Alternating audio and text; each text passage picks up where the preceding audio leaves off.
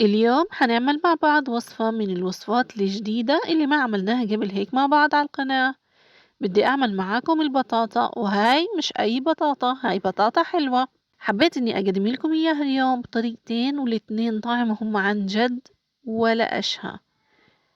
لو أول مرة بتشوفوا قناتي، أنا أماني وهاي قناتي أحلى الوصفات. لايك وشير واشتراك، ويلا نبدأ بسم الله. عندي هنا حوالي 2 كيلو من البطاطا. غسلتها أكيد ونضفتها كتير منيح من التراب اللي عليها. أنا بحب إني أحافظ على القشرة لأني بدي أسويها على البخار. على فكرة ممكن إنكم تشوها في الفرن بيطلع طعمها كتير بجنن. بدي أقطعها لحلقات، سمك الحلقة حوالي 5 سنتي.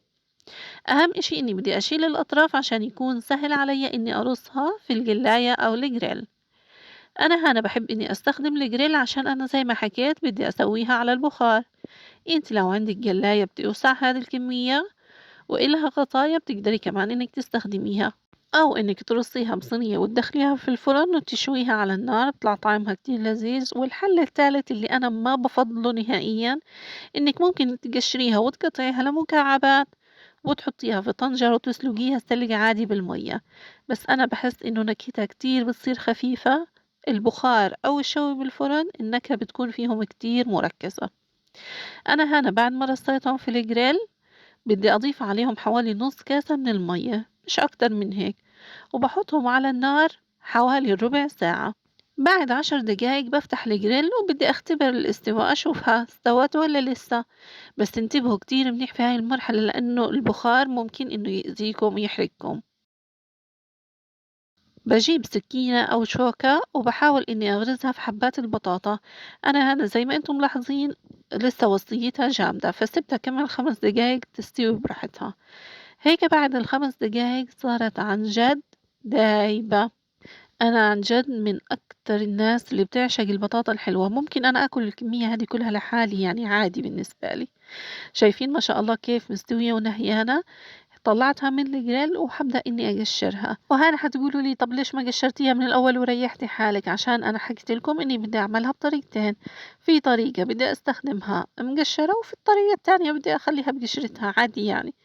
نص الكمية قشرتها وحطيتها بصحن كبير، وحنزل عليها ب3 مكعبات من الزبدة، حوالي ربع كوب مش أكتر من هيك. الزبدة مع حرارة البطاطا الحلوة راح تدوب على طول. وبدي أنزل عليها معلقتين من السكر. ما بدنا تكون حالتها كتير طاغية السكر، بدنا نحس بحلاوة البطاطا الحلوة اللذيذة.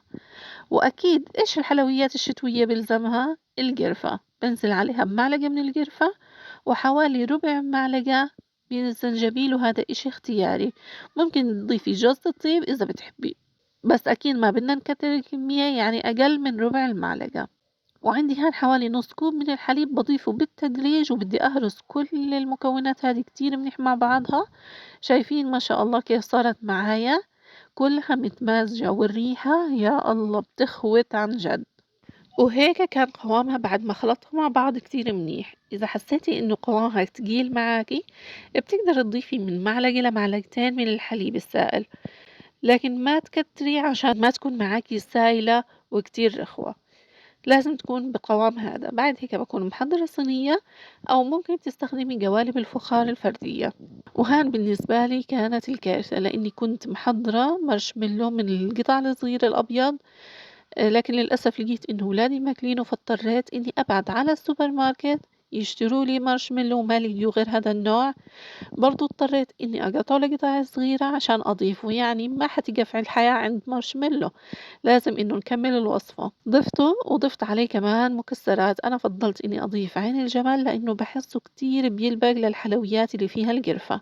انتي طبعا بتقدري تضيفي أي نوع من المكسرات اللي بتحبيه، وممكن كمان رشة من جوز الهند.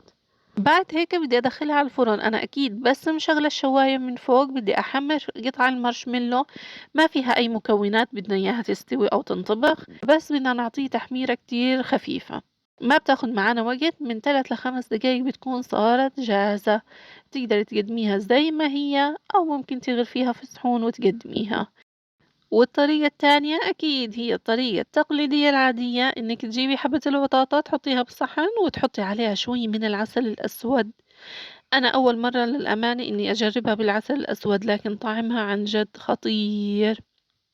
اللي ما جرّبها بالعسل الأسود يا جماعة فاته كتير، ألذ من إنِّك تضيفي عليها شوية من السكر أو حتى عسل أبيض.